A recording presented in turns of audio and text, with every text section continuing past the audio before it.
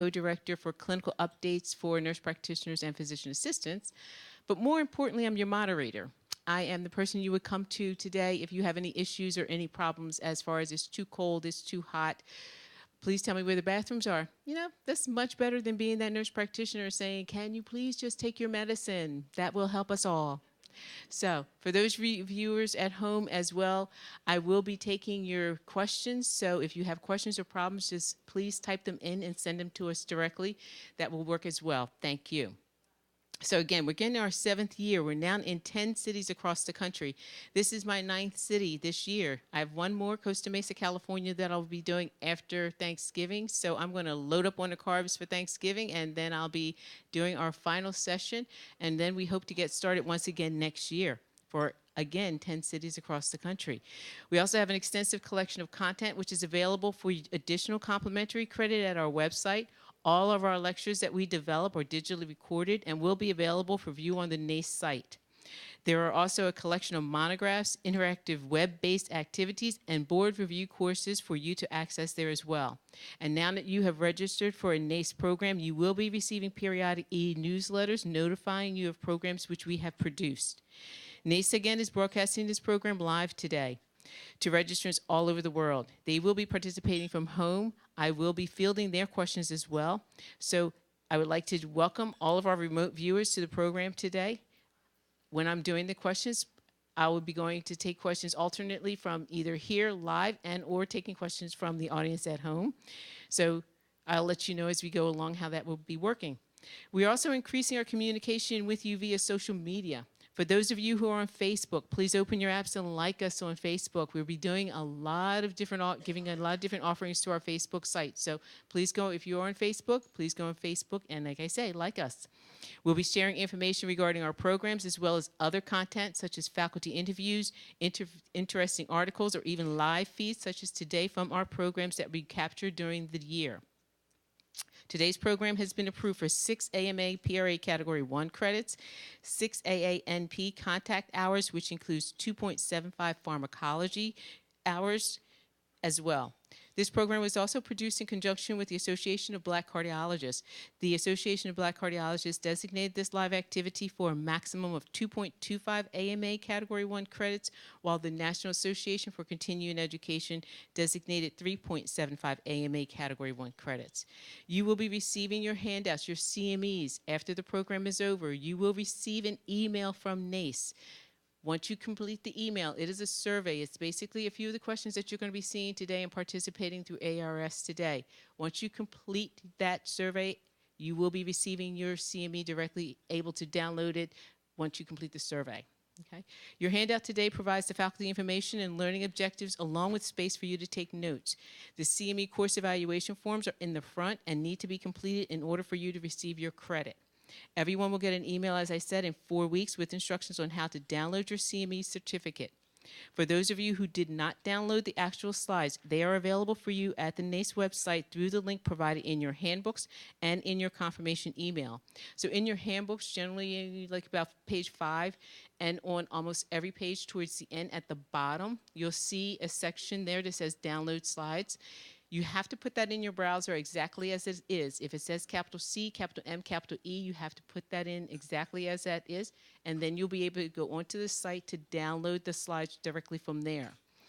You should be able, they told me, to get internet access here in the conference room. If you cannot, you would go out to the lobby, and once you go out to the lobby, you may be able to access the internet a little bit better out there. There is no Wi-Fi code that we have for you to access. So if you can't get Wi-Fi access in here, my suggestion is go out to the lobby area, and then you should be able to access the Wi-Fi there as well. Okay. For our remote viewers, you can download the handbook and list of frequently asked questions by clicking the links on your screen. The link to download the slide is located at the bottom of your webpage next to the technical support email information. Please submit questions you have for the speaker in the questions box, and we will get to as many as we can. You will be able to make notes during the presentations and email them to yourself. If for any reason the feed freezes, please refresh your page. For optimal viewing experience also, please use either for your first choice, Firefox, or Internet Explorer or Safari. Chrome also works best when Flash is enabled, and that is for our home viewers, because sometimes what happens is they can't access the feed or it freezes. Hit your refresh button or try to use a different browser, again, such as Firefox, Internet Explorer, Safari, or Chrome. Okay? You can click the link to claim your CME credit after at the activity before logging out at the end of the day. We'll also send you a link to claim your credit a few days after this program, again, for our viewers at home. All of the lectures that we have pre-post ARS questions based on the material presented that we want all of you to participate in. You are assigned an ARS keypad upon check-in. Please use the same keypad during the duration of the program. If for any reason your keypad doesn't work or you have to come and exchange it out, there will be a new number that will be assigned to you that we will ask you to put at the top of your evaluation form. But currently right now, when you registered, you were all given a keypad. And again, please keep your keypad with you throughout the course of the day, as well as your name tags, okay? This is part of the outcome study developed to demonstrate any knowledge gains or performance improvements when you use the ARS and you participate in the ARS surveys that we are going to be showing you today. It is critical that this be completed and returned so all data can be included in the study. Again, when you log into NACE to print your CME certificate in 4 weeks, there will also be a post-course survey delivered electronically. After you complete this, you will be able to print your CME certificate. In the coming week after this program, you'll also be receiving a summary of the clinical highlights from these lectures.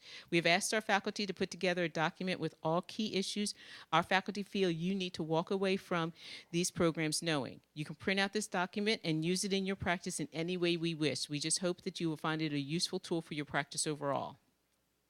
At the end of the program, for the ARS keypads, we ask that you either leave them here at your desk or turn them into the registration desk at the end of the day, as well as the lanyards, the little plastic holder, everything that comes with it. Everyone has some people may have a different type of ARS keypads, but they're all just the same ARS keypads. We just ask that you leave them at the end of the day for us, please. Okay. Again, we're asking you to keep your name tags with you. Also, we scanned you when you came in this morning to register to make sure that took all your information in. We will be having a product theater lunch today as well. It's a patient-centered approach to help awaken a transformation for adults with type 2 diabetes. Once you are going into the room for the luncheon, we will be asking to show your name tag once again, and we will be scanning your name tag when you go into the luncheon as well. Again, this helps us to keep track of our attendees, and this is also a way for our supporters to know how many people have been attending, who is here, and to hopefully support us again for next year. Okay? So when we ask how do we get support for these programs? Our commercial support is provided by educational funding provided by Amgen, an educational grant from Gilead Sciences, an educational grant from Novartis Pharmaceuticals, Sanofi, and Shire Pharmaceuticals. We do have here today 2 exhibitors on site. Springer Publishing is here, and they are participating with us and have discounts on many of their books available for you today, as well as Janssen Pharmaceutical is here today as well, and they are with us today to support our educational luncheon as well. So please go out and participate and join them. Those of you at home, if you go to Springer's Publishing website, you can get to see many of the things that they have to offer as well. Okay, little housekeeping: cell phones, pagers, tablets, laptops, anything that's going to vibrate, sing, shout out, let people know that you're here. If you could put that on vibrate or silence, we do appreciate that. Also remember that there are microphones up above you because we're doing this as a live presentation. If you run into a friend you haven't seen in a year, 2 years, or 3 years and you want to have a conversation, please step outside. That is most appreciated. If you get a phone call, please step outside to take the phone call. Again, a lot of individuals don't realize just how much your sound is carried over through these microphones. So we do appreciate if you step outside for any phone calls or conversations. Restrooms are outside to the left and down the end of the hallway. So that's where your restrooms are located. Parking is going to be anywhere from $5, $7, or $9, all depending on the time frame they tell me. You don't get any type of ticket from us when you go to put your ticket into the system. That will tell you and calculate how many hours you've been here. If you've been here up to 8 hours, it's going to be the $9 cost. And then anything under 8 hours will go to that $5 or $7. But the machine calculates it and will tell you how much you owe once you put your new ticket in at the end of the day. Okay. All right. And other than that, I think we are ready to get started with our morning. First topic of the morning, putting emerging lipids data into practice, new treatments and opportunities to reduce cardiovascular risk. Our speaker for this topic is Joyce Ross. She is a nurse practitioner and she is also the past president for the National Lipid Association. Keep in mind, she's the first nurse practitioner president for the Lipid Association. Yes. She's also Diplomatic Accreditation Council for Clinical Lipidology, president for the Preventive Cardiovascular Nurses Association. She is a national and regional educational speaker. She is active in clinical research and has been both a clinical coordinator and sub-investigator on several cardiovascular risk reduction trials for lipids and other aspects of risk reductions. She's also published in fields of gerontology and cardiovascular risk reduction. And she's also a very good friend and mentor of mine, so please join me in welcoming Joyce Ross. Thank you, Deb. Good morning, and thank you so much for the opportunity to be here with you today. I'm from the other Westchester, and those of you who might have been watching the news may be aware we had a terrible tragedy in our community on Friday night where a nursing home went up in flames very quickly, and more than 150 people had to be evacuated into the cold. To date, we still don't know if everybody got out, and a lot of people are displaced. And a lot of people are frightened. Many of them had Alzheimer's and other problems. So please keep them in your prayers as we move forward today. Again, I'm really grateful for the opportunity to be here with you, and I appreciate the chance to talk to you about something that's very important to me, and that's dyslipidemia. And we're going to be talking about the newer pieces of information for you today. We have several learning objectives for today.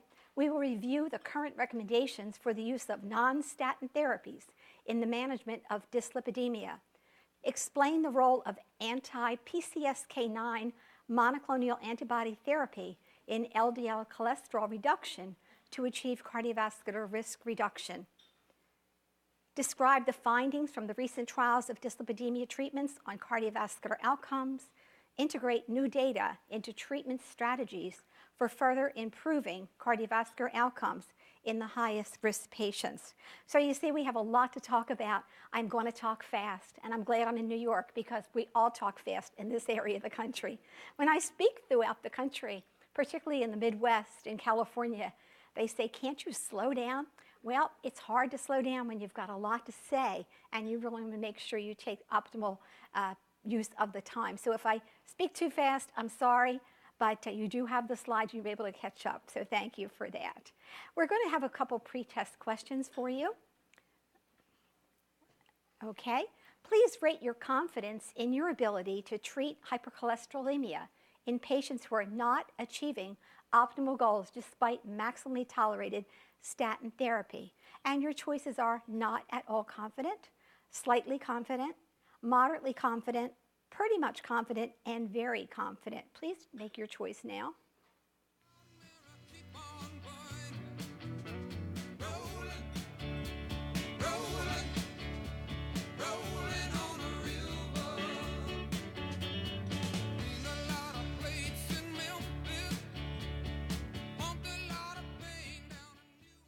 Okay, thank you for that.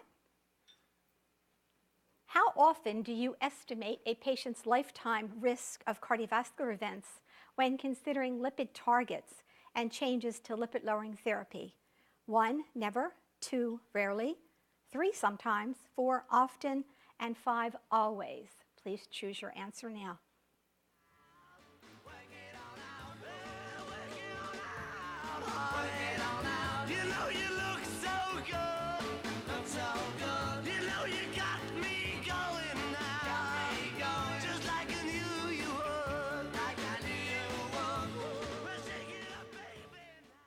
Well, I like that music because we're going to shake up your ideas on lipids this morning. We have to talk first about what the state of the problem is. There's a tremendous burden of atherosclerotic cardiovascular disease, and we know the annual rates in the United States for heart attack are greater than 1.1 million. Stroke, 795,000. CVD mortality goes up every single year, greater than 1 million people. But more importantly, it is the cause of 30 seconds, every 30 seconds, a death occurring. Very, very frightening. Cardiac catheterizations, 1 million a year. Percutaneous revascularization, 492,000. Surgical revascularization, 291,000. And it cost greater than $315 billion. That's scary. It is the #1 killer of our population and has been for more than 100 years. I ask the question to you, are we stupid? We just don't know? What is it? You know, the hardest thing is we have medicines, we have treatments, we have lifestyle management. Our problem, getting people who are well to health care. And that is a big problem for us in the United States. When we can assess early and diagnose those who are highest risk, we can prevent cardiovascular disease. We have good things to use. But you know what? People have no idea that they are high risk if they don't get a risk calculation done. And that's where we step in. Nurse practitioners and physician's assistants do the best job of really identifying those people who are at risk for the eventual cardiovascular disease. The biggest risk factor, of course, is your family history. And you have to remember, if there is a family member in your family with premature heart disease, you are at risk. And the other thing is cholesterol. Cholesterol is that burden that makes the plaque that clogs the arteries from the top of the head to the bottom of the toes. My important question to you that's not going to be a response, except I'd like to see, how many of you know all 4 of your cholesterol numbers and your glucose? Please raise your hand. My friends, if we are going to talk the talk, we must walk the walk. Those of you who don't know your numbers, and it's abysmal as healthcare providers, you need to get your numbers done. You cannot possibly help others until you help yourself. You may be at high risk for cardiovascular disease and don't know it. 50% of the people who have a heart attack in our country today will be perfectly dead tonight. They will not darken the doorway of one hospital. I call it the HMO dream. Not one penny is spent. But many times these people are in their 40s, they're in their late 30s, having these events that kill people. We're going to take a look at a case now of a 69-year-old woman with diabetes. Her risk factors are hypertension, obesity, and diabetes. She is taking lisinopril at 10 milligrams daily, and her blood pressure is 135/82. And if you watched this week, that's just not good enough. We have new guidelines again for hypertension, saying that 120/80 is where you need to be. And her BMI is 34, so she is obese. Her pertinent findings, her LDL is 145. Her HDL is 45. Her fasting blood sugar is 115. Do you think she's high risk? Have you seen her? Yeah, we've all seen this patient in our offices all the time. She is what I call a cardiac event waiting for a place to occur. And she's high risk for death at a very early age. 69 to me is younger every year. And I'm sure that all of us are thinking that as we age. But when you think about life expectancy for a woman into her 80s, she's still a young woman with lots of life. She's probably at the place where she's now enjoying grandchildren and having other things to live for, to celebrate the things she did. And here she is in terrible shape. So let's take a look at the lowest LDL target cited by major guidelines for the management of dyslipidemia in patients with the highest CV risk. 1, less than 55. 2, less than 70. 3, less than 100. 4, guidelines do not specify LDL targets. Please have your choice made.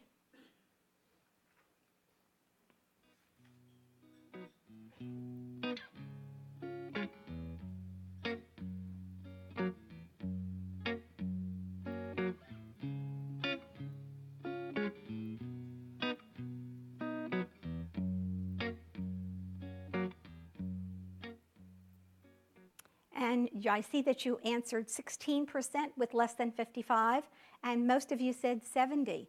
And you know what? For the most part, you're probably right.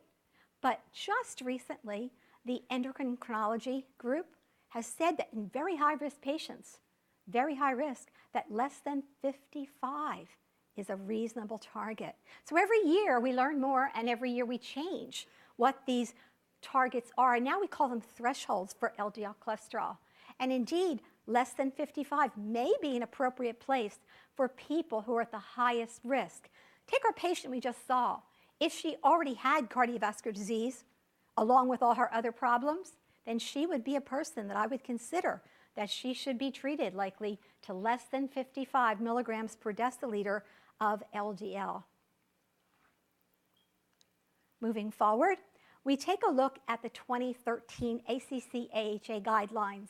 These are guidelines that were written by many friends of mine. The first two authors are good friends of mine. And they worked for years to put together a set of guidelines to help us as providers to do a great job in assessing our patients. But they were so cognitive of the fact we had little time to get it done. And so they came up with some unique ideas that would help us in treating those patients who are most likely to benefit from treatment. What they didn't do, and they weren't set out to do this, it wasn't their task, they did not talk about a lot about other than statin therapy. Statin therapy is the mainstay for treatment of dyslipidemia, either before you have disease or once you have disease. And so the guidelines have been criticized, called the statin guidelines. And there was information in there about other things, but you had to look harder for it. Their goal, of course, was to give us tools to help assess people. And it caused a lot of controversy because it left out non-HDL cholesterol, which the previous guidelines have been very strong about. And those non-HDLs, of course, were dealing with triglycerides and low HDL cholesterol, which, of course, we understand, and certainly from the National Lipid Association appeared to say they left something out and we need to make our own recommendations, which we did. And we'll get to some of those as we move forward. I'll give you some guidelines and some information for around the world as well. The ACC-AHA came up with 4 groups of people, and they said everybody fits into these 4 groups. The first group, which is pretty easy, secondary prevention, those with known cardiovascular disease. And they told us what to do as far as treating with a statin drug. And if they were less than 75, we were going to treat with a high-intensity statin drug. If they were less than 75, moderate intensive statin. Greater than 75, a moderate intensity statin therapy. Primary prevention, anyone who has an LDL cholesterol greater than or equal to 190 milligrams per deciliter as an adult is a likely person who has familial hypercholesterolemia. In other words, you chose the wrong parents. You have inherited a gene from mom or dad that gives you cholesterol problems whether you ever eat or drink or have anything to do with cholesterol in any way. Our body will make it. If this were a child, it would be 160 milligrams per deciliter, which would be a red flag. So the second group are those likely to have an inherited disorder. The third group are those with known diabetes, and they're age 40 to 75 years old in this category, and their LDL is only 70 to 189. So if they're low risk for 10-year, less than 7.5, you're going to use a moderate intensity statin. If they're high risk, you're going to use the high intensity statin. And I'll show you what that looks like in just a few minutes. And for the rest of the people, you would have primary prevention, age 40 to 75, or greater than 7.5 10-year ASCVD risk. Consider it moderate to high intensity statin. Well, what does that mean? It means that if you are not in one of the other 3 categories, that you would use this assessment tool that they put out. That's a very good assessment tool. And what it would do is identify you. If you came out higher than 7.5, it would tell you that you need to have a discussion with your provider. It was misinterpreted that they said everybody at a 7.5 or above needed statin therapy. It did not say that. It said you should consider a discussion with your healthcare provider with intervention of lifestyle, of course, and the potential maybe at that point or someone later down the road that you might need medication therapy. And they cried that this is a ploy by the people who make statin drugs to get more people on drug, but it is not. What's really important here that I'd love to tell you about is that women are now being better identified. Because prior to that, we had the Framingham assessment, and it left women out, unless you were a very old woman, and then your age got you where you needed to be treated. So we identify more women who are likely to do well from treatment. And I think that's a good thing any way you look at it. It did not say everybody should be treated with a statin. No, we don't need to put it in the water. But for those who need treatment, it should be done. Now, I want you to take a look at statin effects on major vascular events. And it's important to take a look around at all of this information. And you can see that when we treat with statin drug in any of the categories that we had just discussed, there was benefit, large benefit to treatment, as opposed to maybe something that was just a minor effect. You see one time in hemorrhagic stroke where you didn't meet the favors statin approach.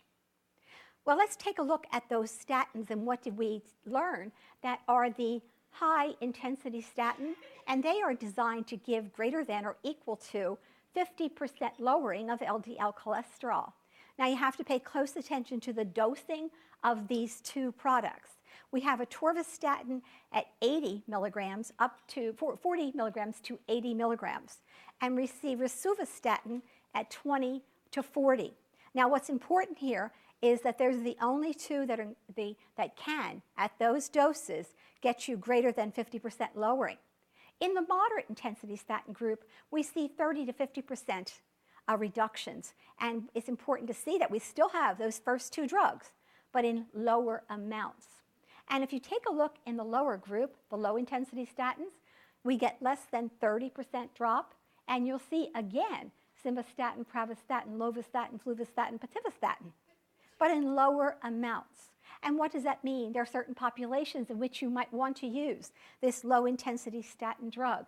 And a lot of times that's the elderly for many reasons, mainly because we don't get rid of our medications as easily when we're older because of renal function. We want to give less medication where it is warranted. So when you take a look at the 2017 ACE guidelines, which I alluded to just a little while ago, and you'll see for extreme risk that less than 55 is what they're calling for. And they again herald the idea of looking at non-HDL cholesterol, which should never be any more than 30 points higher than what your LDL threshold is. Now, this is one of the guidelines that takes away from that absolute 30, and you see quite a little bit of difference there. But you can see in the first category is the only time that that occurs. If you look at the very high-risk patient, you see less than 70 and less than 100 for non-HDL cholesterol. They also bring to light the idea of looking at apolipoprotein B, which is a way of telling about the number of dense LDL particles that the patient has in their blood. So we have LDL cholesterol that means, in my way of thinking, lousy density lipoprotein, and we need it to be as low as possible.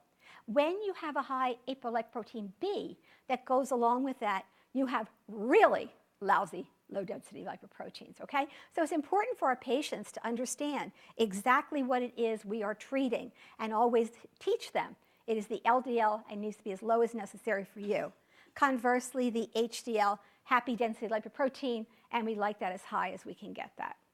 When we take a look at the 2014 International Atherosclerotic Society, we see that we are in concert with what their thoughts are with lowering to less than 70 in those with disease and high risk less than 100. So it's good to know that we're keeping up with the world and making sure that there's continuity related to all the literature that we have. Now, I did also mention that we had this risk calculator, and it's very specific in that it talks about gender, age, race, total cholesterol, HDL cholesterol, systolic blood pressure, whether that is treated, if a person has diabetes or they are a smoker. So we see a different category of people. And then you're going to come up with this idea of your 10-year risk, and that would be this in this particular thing that they give you here, 7.9. And then we get the risk with optimal risk factors. So this is very helpful information. Takes just a second to do in your office, and it helps you to talk to the patient and have them understand why you might making the recommendations you are. We also give them ownership of their own health when we show them where their risks are. Some of them you can't change.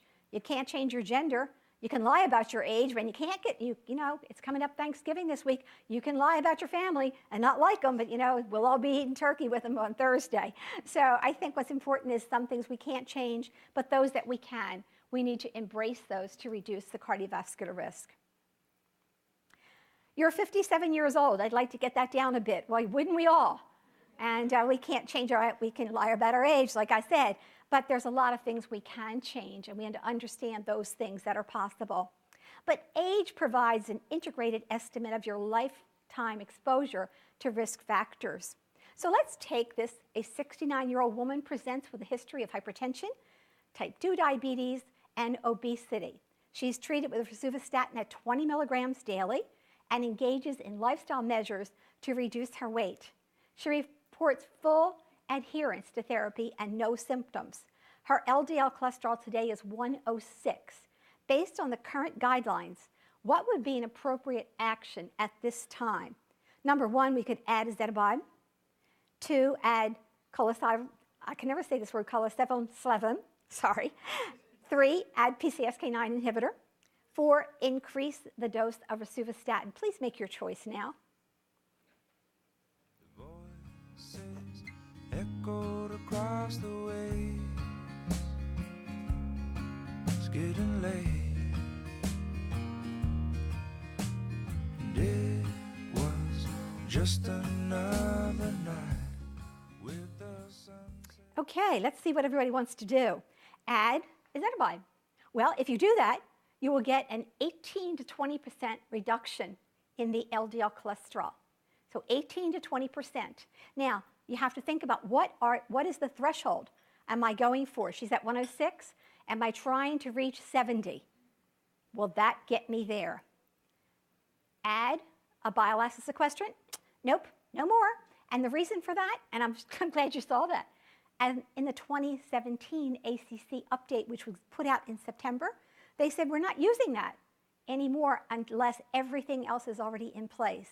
So we're going to not use that. Add a PCSK9 inhibitor? Perhaps. That might be a reasonable thing to do. If I'm thinking because she's diabetic, I might want to get her down to 55. We may consider that. Increase the dose of rosuvastatin. Well, y'all like that idea.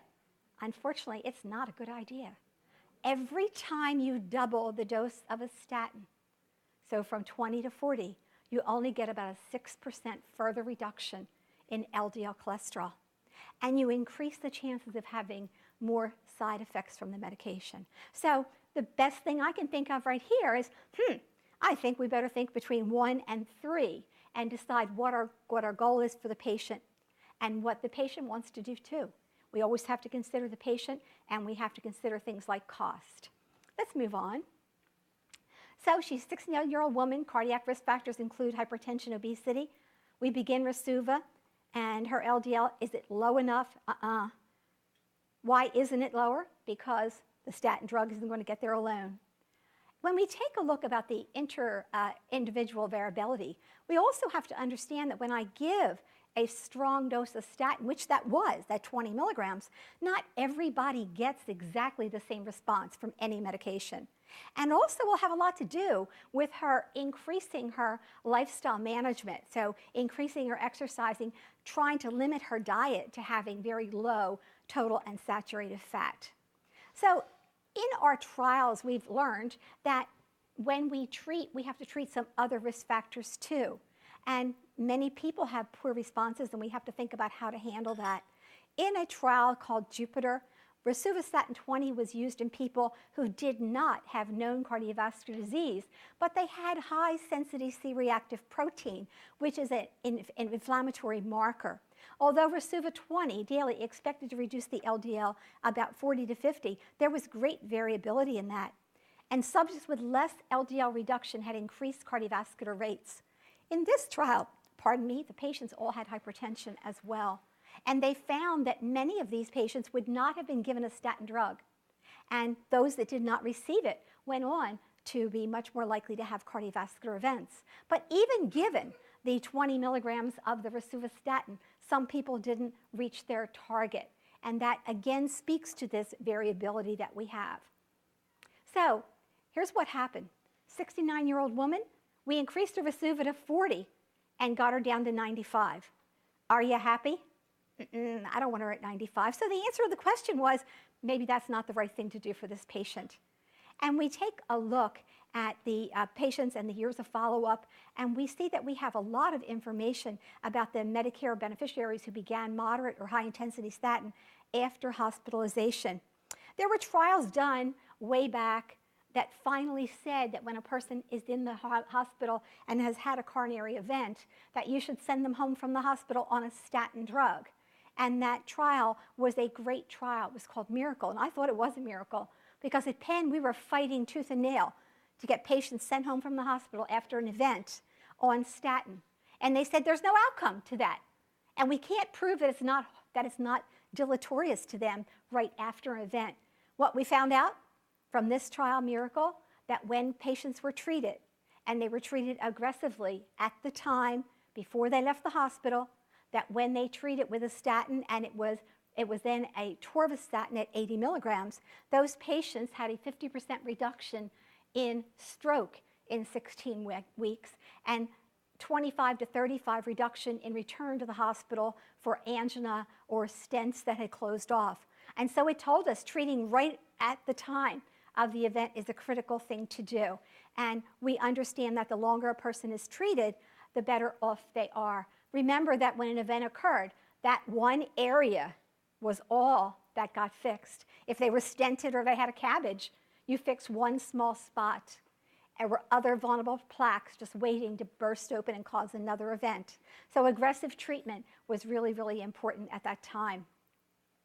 So we know that the lifelong lowering of LDL is what really matters, and that's why it's so important that we do primary prevention. I've taken care of children who at 2 years old and 4 years old have had LDL cholesterols of 700 and 800. They had something called homozygous familial hypercholesterolemia, meaning they got a bad gene from mom and a bad gene from dad.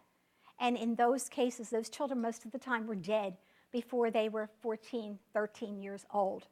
And today, I have had patients, 3 as a matter of fact, who are homozygous patients who are now grown college graduates and married. And that's a miracle. And the miracle comes from understanding and knowing that when we treat early on, that we can prevent death and cardiovascular disease. What's really important is identifying those children. Who's in pediatrics here? Anybody in peds? Well, you've got a great opportunity when you have a family, mom or dad, or even grandmom and grandpa, because the mom and dad are very young, who have premature heart disease. Please test those children at age 2, because the cholesterol will be as high as it's going to be at age 2. And when you find a child with very high risk, you're going to set them up for a lifestyle of good management, meaning exercise, diet, optimal care. It doesn't mean we're going to put them on statin drugs. But if it turns out that they are severe, by the time a boy is maybe 10, we may be treating with a statin. And a girl just past menarche, we may be treating with a statin drug, because we know it saves lives. The earlier you treat, the earlier you keep the progression of plaque development down. And that's what is really, really important to change what has gone on with this deadly disease that we have here. Sounds horrible, but the research that has been done has proven that a child who has been identified and treated for dyslipidemia has the same ability and same life for any cardiovascular event as any other child, because we fix the problem. When you give a statin drug, what you do is you upregulate receptors that help get cholesterol out of the body, and that is very important. People with familial hypercholesterolemia do not have enough of these essential receptors that help us get rid of cholesterol. It also helps the person not to make as much cholesterol. It is important because statins decrease clot formation, it decreases inflammation, and it helps to heal the endothelium. And when plaque does exist, it changes the characteristic of the plaque from something like a great big grape that can burst open and have the content, which is lipid, get into the lumen and cause a series of chemical events that ends in a heart attack, a stroke, etc. So what we know is that a statin drug is essential, as much as you can get on the patient. not only to lower numbers, but for the value that goes beyond. So in this study we're going to talk about now called ERIC, we're going to have something called a PCSK9 and LDL cholesterol. In 3,363 black participants, 2.6 had LOF nonsense mutations in PCSK9, associated with a 29% lower LDL and 88% lower risk. So that means that when you had a mutation, it could work good for you, or conversely, it can be bad for you. And when that was discovered, we understood that maybe there's something we can do to change this one enzyme that we have in our body. We know that PCSK9, sole purpose in our body is to get rid of cholesterol. Imagine that. We find it in all parts of our body, but the main job for it is you get rid of cholesterol. So unlike a statin drug, which decreases the amount that we make and upregulates receptors, this is a drug that's going to work differently. And it works very differently because how it works on the body. I think it's very exciting, and we're going to explore how that looks in just a moment. So when we look at the European guidelines, we see that consistent dose-depending association between absolute magnitude of LDL exposure and ASCVD risk is important. Unequivocally established that LDL causes ASCVD. If anyone tries to tell you that is not the cause, please just smile politely and give them some information on what the studies are. Many people have this hypothesis today that it's not LDL, it's just inflammation. You can't divorce the two. When you have high LDL cholesterol, you have high inflammatory markers. And we know that when you treat with a statin, you reduce the inflammation. And I know diets are very, very important. And I really think that some of these diets out there that really keep us from killing ourselves, which many of our diets do, that they're important. However, there is unequivocal that it is LDL cholesterol that causes the plaque in the system that causes the vascular events. So let's take another question here. A 70-year-old man presents with a history of multiple non-STEMIs, including a recent MI, while taking atorvastatin at 80 milligrams daily plus ezetimibe, 10 milligrams daily. His current LDL is 70 milligrams per deciliter. Which of the following might be an appropriate add-on at this time? Number 1, add a fibrate. Again, add that bile acid sequestrant. 3, add a second statin. 4, add a PCSK9 inhibitor. 5, make no changes to therapy. Please choose your answer.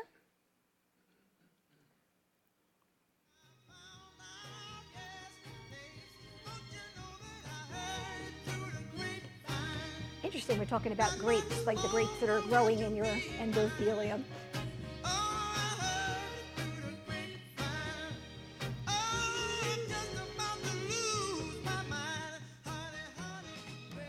Okay, well, looks like many of you want to add that PCSK9 inhibitor.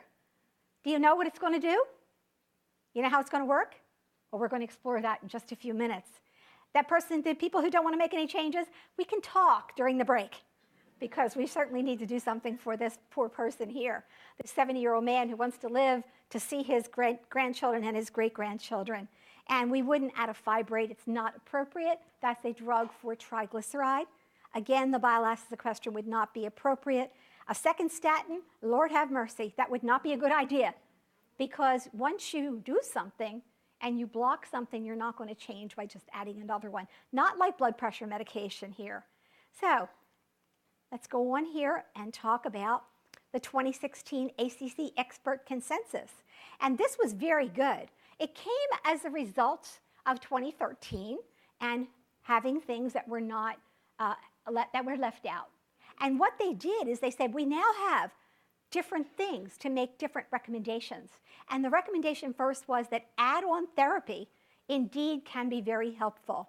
And we saw that in the Improve It trial, where you saw a statin drug and the addition of ezetimibe. And what they did, they saw that further 18 to 20% reduction, and they saw a decrease in morbidity and mortality. And so they said, well, yeah, now we better talk about adding things on. And then PCSK9 inhibition came to the fore. We learned about it. We've even seen some of the preliminary work that said, This is something we need to consider. And once these trials were in effect, 2 products came on the market 2 years ago, and they said, we need to revise what we had to say. And that's where the 2016 ACC expert consensus came along. And lo and behold, during the year between 2016 and 2017, we saw that one of the first outcome trials with the use of PCSK9 inhibition came to light. It was called Fourier. And in that trial, we saw reduction in cardiovascular events in those persons who had add-on therapy in the setting of optimally tolerated statin drug. All were used with statin drug, not as a substitute, because as I told you, they work differently. And what they said in this Fourier trial, and we're going to talk about it a little bit more, is that we knew that there were things that we needed to do. And so we looked at those people who had those conditions that we knew about, and we said, it's okay, add on where it's necessary. And that's important. Previous to all the things that we have, like PCSK9, our only options for people with very severe dyslipidemia, such as your homozygous and heterozygous familial hypercholesterolemia, and patients who could not tolerate traditional treatments, was LDL apheresis. And we had the largest and longest running program at Penn for LDL apheresis. It's a mechanical removal of LDL cholesterol that must be continued either weekly or every other week for patients. With the inception of PCSK9 inhibitors, many patients are now able to get away from that modality, which took up half your day. Some people had to travel 250 miles to get it done. It happened with children. Those children I told you about had those kind of treatments as they were growing up until we had some things that were better. And the excitement now is that we see things that are better. And in 2017, the ACC said, we have proof that these work. Now, when we started out with statins a long time ago, by 1985, there was no proof that statins saved lives. But we didn't wait around to not use them until we got all the outcomes in the clinical trials. If you're doing the right things, outcomes take a little while to happen, except in the placebo group. So when we talked about statins early on, we used those statin drugs. And here we've had to use PCSK9 without the outcome, which many people said, I'm not doing that until I know better. And at least we have those today. And there's the IMPROVE trial that I alluded to, where it talks about the simvastatin and the ezetimibe being added to that with great outcome that changed the guideline. And then you look at the primary endpoint in this clinical trial, and you see that, yes, it didn't look like it was huge.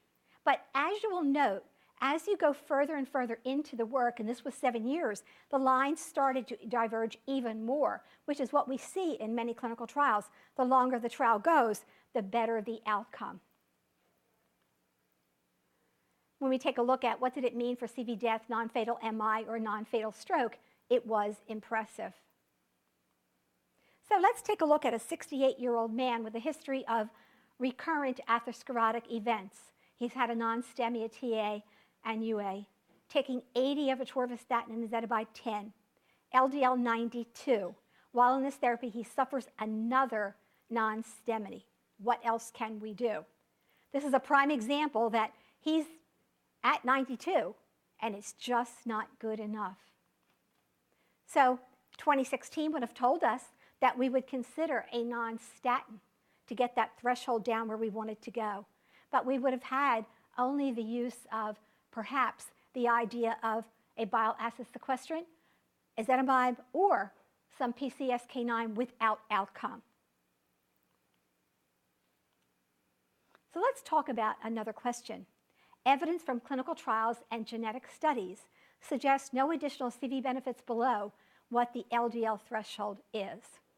Tricky question here. Let me read that again for you. Evidence from clinical trials and genetic studies suggest no additional CV benefits below what LDL-C thresholds. 1, 60 milligrams per deciliter. 2, 45 milligrams per deciliter. 3, 30 milligrams per deciliter. Or 4, no lower threshold identified for LDL cholesterol. Please choose your answer. Playing a new game, laughing and a running, hey, hey, skipping and a jumping in the misty fog with our hearts that thumping and you, a brown-eyed girl.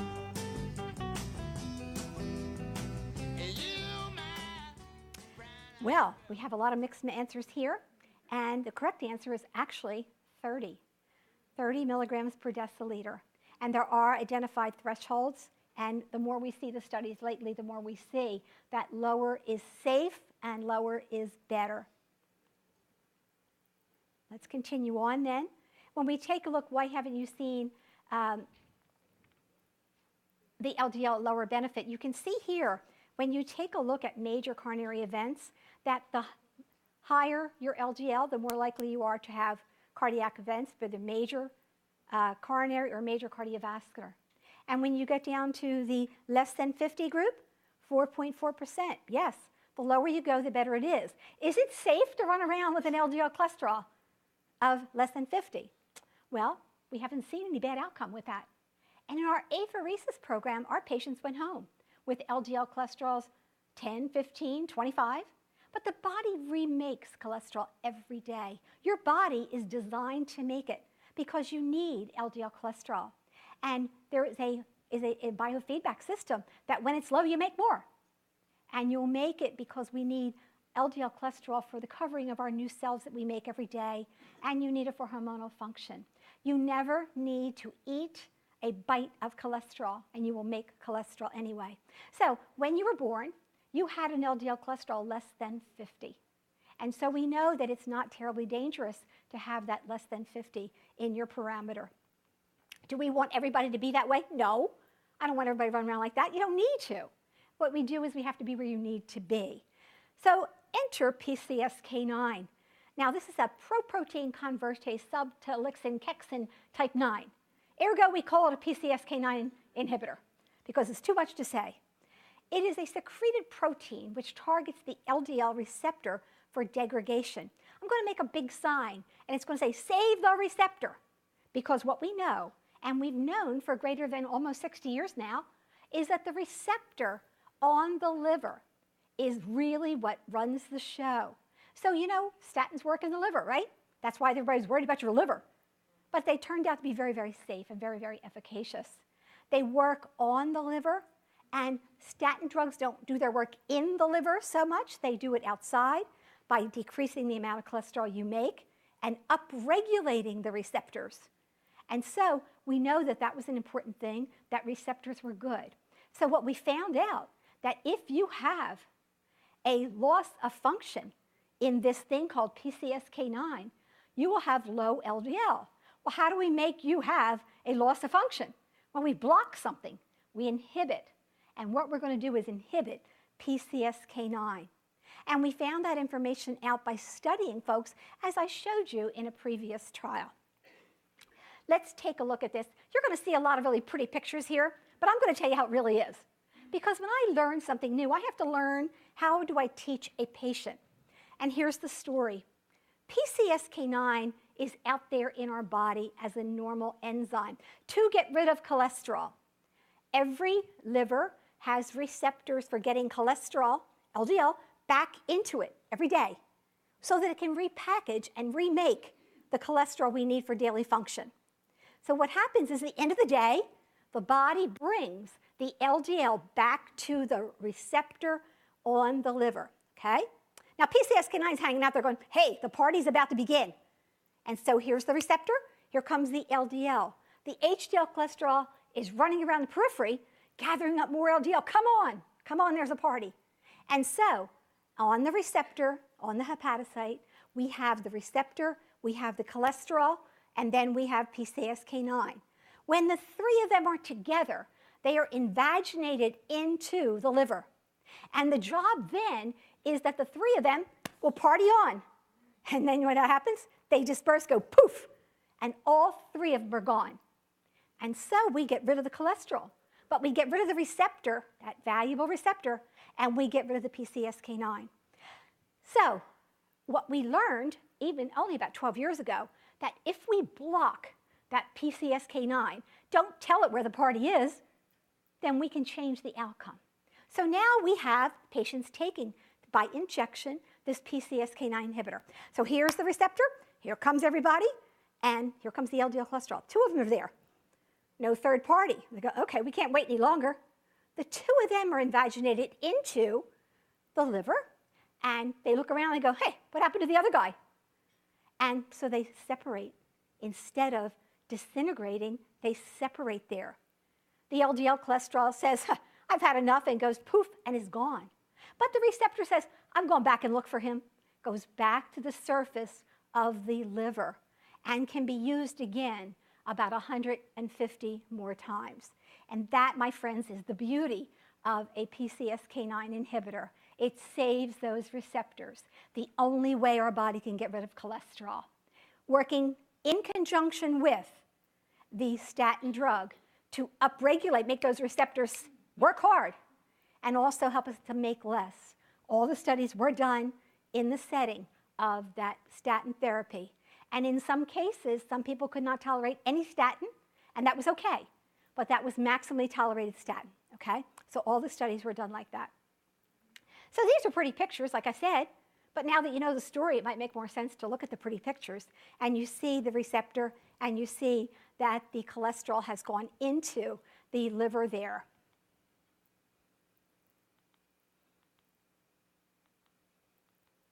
When we're trying to explain to a patient how something works, it's hard to show them a picture and try to explain that. I like to talk in terms of what we understand. It's how I learn, and it's how patients can learn, and how you can speak to them for optimally understanding why you want to do what you want to do. And remember, these are sub-Q injections that are given at different times. We have two that have been approved over 2 years. We have alirocumab and evolocumab. And they're fully humanized IgG1 monoclonal antibodies. That means it works in the body with something it recognizes. And these were taken from a mouse model, and over periods of time have been purified to being 100% fully human. And that's why you don't have a lot of drug-to-drug interaction, and a lot of reasons why the body tolerates this. The action occurs within the liver, and therefore you don't have to worry about a lot of things like renal functions and all those kind of things. So they're very much a safer way of delivering medication. So let's take a look at a question.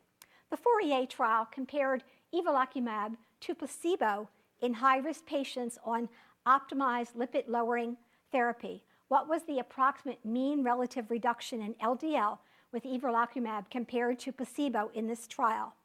1, 20%, 2, 40%, 3, 60%, and 4, 80%. Choose your answer. Wrapped in golden chains, and I wonder, still I wonder, who stopped the rain?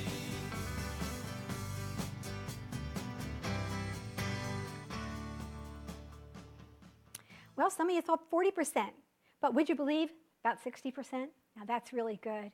That's really a great lowering. And 80% would not be awesome, but it's not. And 20%, no. Even with variability, that was low, too low for that. Moving forward, there's some information about the Fourier trial in almost 28,000 people. And you see that when you look at the patients who received the placebo, along with the maximally tolerated statin, and then you have those who received 140 milligrams every other week, or 420 monthly, with a follow-up in 12 weeks. And you can see 59% mean reduction over time, and that's pretty darn good. Again, I want you to take a look in Fourier, and some people criticize this trial for only being about a 50% reduction in the event rate. But I want you to look, this was a very small, a very short period of time, and you'll see the lines starting to diverge a lot more as we reach further on. Had this trial continued, we probably would have seen much better results, and we might have seen some mortality outcome. Now, we have another PCSK9 inhibitor that we're looking for some results to come out, probably for the American College of Cardiology meetings in the spring. And there we expect to see a lot of difference, mainly because it's a longer trial. And we await the outcome, but this was enough to change how we're going to treat our patients with making sure that they get treated aggressively and in a safe way. So the LDA went down to 59%, so that 60 is why we choose that. And the mean LDL achieved was about 30. And decreased cardiovascular death in patients already on statin. 15% in primary endpoints, MI, stroke, CV death, UA revascularization. 20% in decrease in death, stroke, was safe and well tolerated. Is it worth the price? Alirocumab, as I said, is coming out with their Odyssey work very, very soon. We expect a same type of reduction, which we see, and we'll look forward to those outcomes. So we quickly have to finish up in a little more than a minute. There's a lot of slides in here, and I really wanted you to have the breadth and depth of all of it, but we're going to kind of quickly go with this last few things before we take some questions. So this 68-year-old man with recurrent atherosclerotic events, 68-year-old man with a history of recurrent atherosclerotic event, and had an event while he was taking his medication, you'll recall. We added the PCSK9 inhibitor, and his LDL falls to 38 milligrams per deciliter. And what do we know? With the placebo group, and we look at the evolocumab group, that when we treat with the drug, there's change. And when we look at baseline and post-baseline, it turns out to give us the effects we want, safe and efficaciously, excuse me. PCSK9 inhibitors, obtaining approval is a little difficult, but you'll look at the recommendation at the bottom from the FH Foundation, and we know that if you put the right patient in for this, you might get it. They will be turned down the first time, guaranteed, because that's what the insurance company said. But now that we have outcomes, it's harder for them to turn it down. There is a file in this reference here where you can take a look, and you will see some ways of making sure. Be sure your patient meets the criteria. They have known cardiovascular disease, or they have familial hypercholesterolemia, or they're unable to tolerate medication when they have cardiovascular disease and can't get to the thresholds that are recommended. So I leave that to yours. So some take-home points before some questions. Despite improvements in cardiovascular care, coronary heart disease rates remain unacceptably high. Modification of risk factors is one of the most important strategies against heart disease, and dyslipidemia is one of the most important risk factors. New therapies and new recommendations are emerging for treatment of dyslipidemia.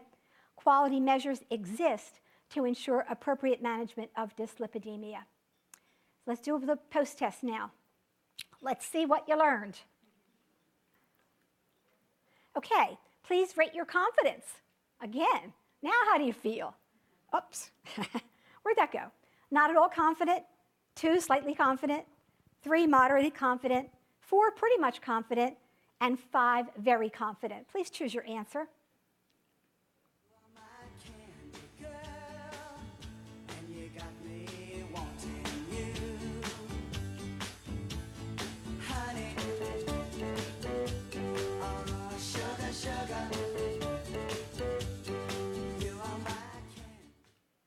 Okay, woohoo! So we made a difference in what we did today, and for that I'm very grateful. And I'm very happy to have been able to be here and talk to you about these things, because once they're explained, it really helps us to do much better in caring for our patient population.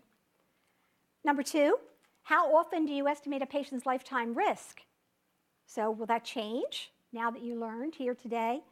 Never, rarely, sometimes, often, always. What are you going to do?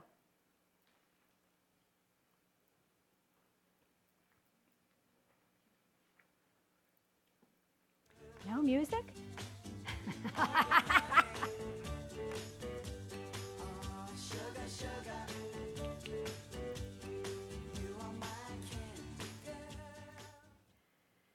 Okay, whoa.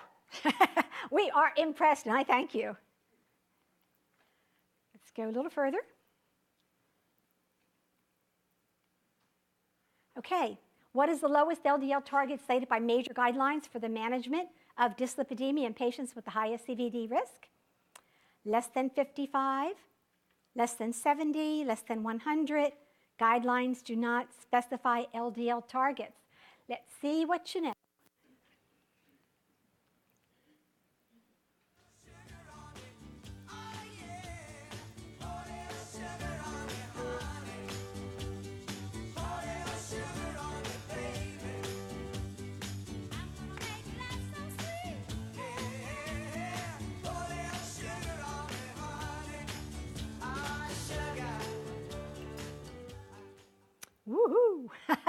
Impressive. Very good job. Thank you. Let's go to the next one. A 69-year-old woman presents with a history of hypertension, type 2 diabetes, and obesity.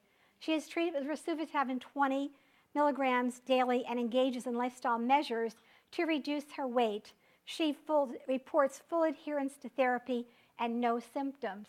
Her LDL-C today is 106 milligrams per deciliter. Based on current guidelines, what would be an appropriate action at this time?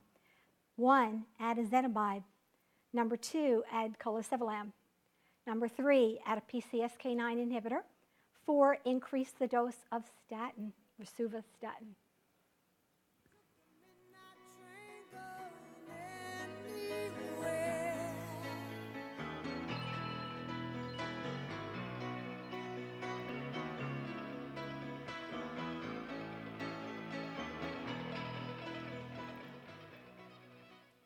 Woohoo! And that is amazing, the difference in what you thought today. And very few people want to just continue increasing that dose of rosuvastatin. And I'll meet you out in the back, that person who did that. We'll talk. Only joking. Everybody has a right to opinion, right? A 7-year-old man presents with a history of multiple non-STEMIs, including a recent MI, while taking atorvastatin 80 milligrams plus ezetimibe at 10 milligrams daily. His current LDL-C is 70 milligrams per deciliter. Which of the following may be appropriate at this time? Number 1, add that fibrate. Number 2, add the colesevelam. 3, add a second statin. 4, add a PCSK9 inhibitor. 5, make no changes to the therapy. You tell me that it's evolution. Well, you know, we all want to change the world.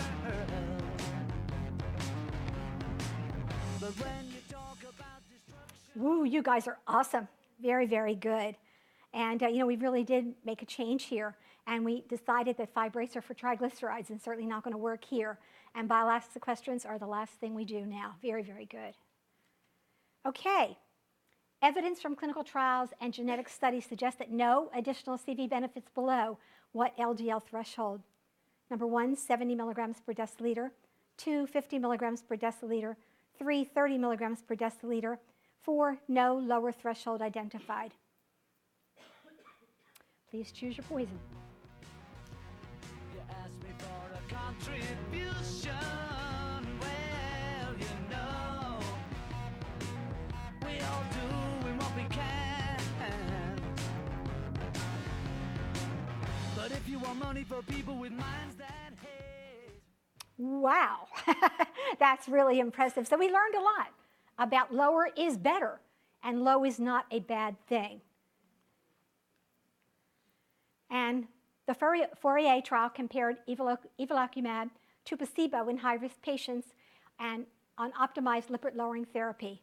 What was the approximate mean relative reduction in LDL with evolocumab compared to the placebo? 20%, 40%, 60%, 80%.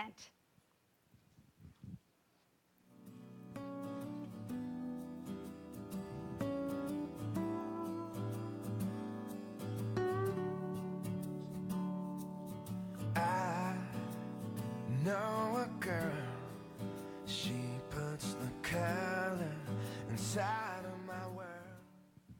Wow. We did some learning here this morning, didn't we? And it's early, so I imagine what the rest of your day is going to be like, just continuing to add to the knowledge that you got this morning.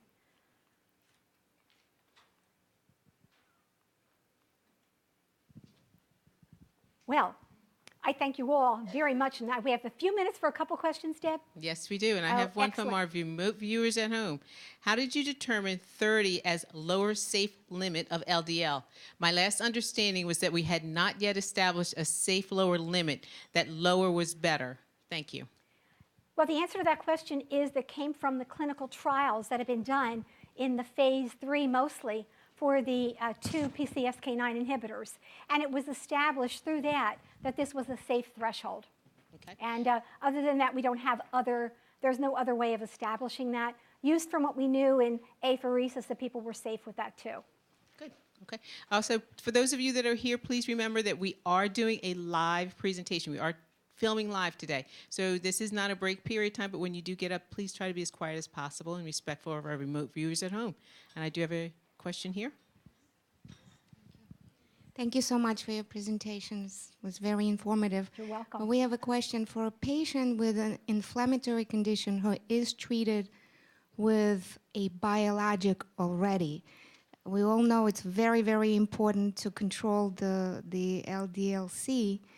Is it safe for them to be on another biologic? Well, I think that is a really important question that you ask, and thank you for bringing it up. To our knowledge, to date, there is no problem because of where this monoclonal antibody affects its work, which is inside of the hepatocyte. So you're not going to have those danger in the drug-to-drug interactions and other things that we worry about. Yes, that inflammatory disease is critical to treat. Sets people up for heart disease, and we want to really get the LDL down, particularly in that group. But yes, because of where it works and how it works, it is much safer than many other drugs. Thank you for that question. There was a question up here, Deb, I happened to see. There you go. Thank you. You had mentioned for the lady who was hypertensive with diabetes that she was on Crestor 20 milligrams, and we talked about the PCSK9. The problem with that is I've tried that before, and the insurance basically denied it because they basically said we had to jump it up to 40 milligrams to see if she tolerated it. That's the insurance company's way of playing with you. And they will do all they can to keep from having to approve this drug. Now, if you look on that site that I showed you on that slide, and the main offering that is Knowles, Knowles, you will find that in a patient who's diabetic, who does not have known cardiovascular disease, you must calculate what the real risk is. And to double the statin, you write back to the insurance company, say, yes, and I double it, I get 6% lowering. It's not going to get me where I need to go with my patient. Thank you very much. But there's another article, the author, the first name is Seth Baun, B-A-U-N, and that was a group of many people from organizations. I was an author on it myself, and the current president of the NLA, Jamie Underberg, was on that. And what we did is we came up with a form that you can use. If you look up BAUM, you will find this statement on barriers to being able to get PCSK9s. And there is a form. If you fill that in and check every box and put in all that information, we have been told just recently that has been accepted by a lot of the insurance companies. But we include the rebuttal letter. So when you get the rebuttal, when you get the no, which you're going to get, there's your rebuttal letter, you send it back. Remember that the person seeing what you sent in the first time has no idea what they're talking about. So you have to persevere. It's getting better, okay?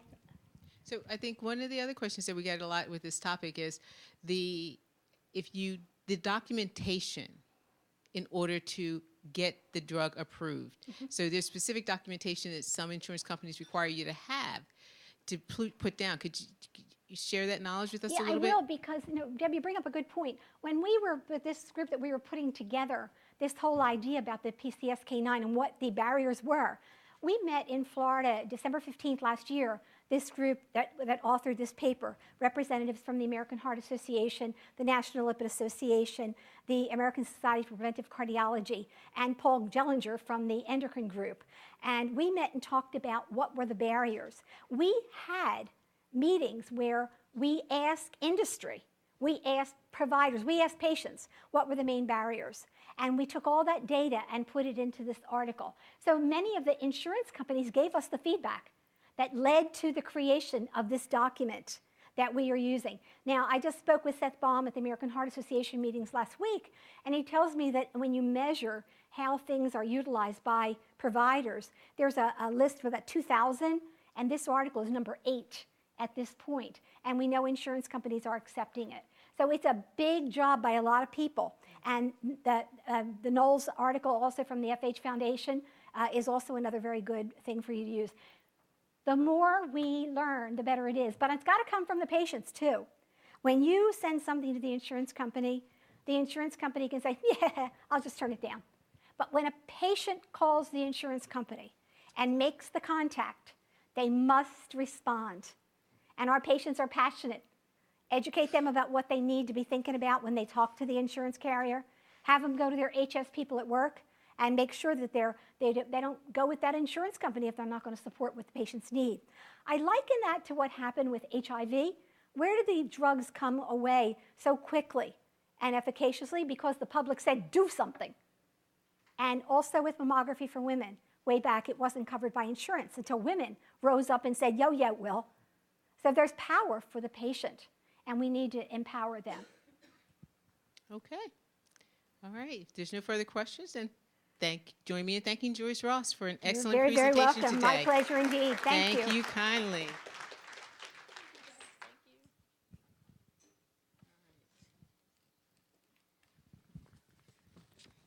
So our next speaker, she's working with a little bit of a handicap. She's got a little bit of a cough maybe and a little bit of a bad back, so we put up an extra chair for her here today.